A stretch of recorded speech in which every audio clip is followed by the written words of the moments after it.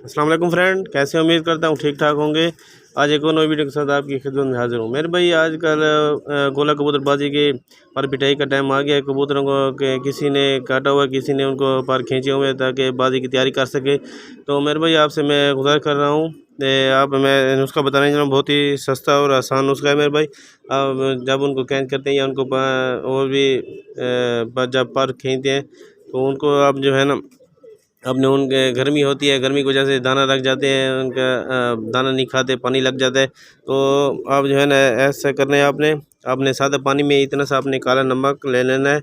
आपने एक दिन छोड़ के आपने कबूतरों को पिलाना है, इंशाल्लाह कबूतर सेट हो जाएंगे।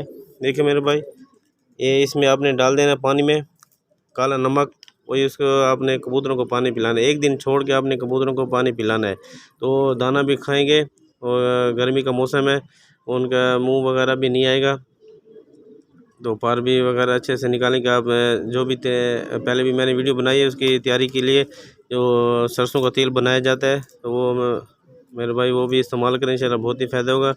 कबूतर जब उड़ेंगे तो बहुत ज़ोर से उड़ेंगे। इंशाल्लाह दुआ में याद रखेंगे। अब इजाज़त चाहता हूँ, मिलते हैं नेक्स्ट वीडियो में। अपना ख्याल रखिएगा। अल्लाह हाफिज़।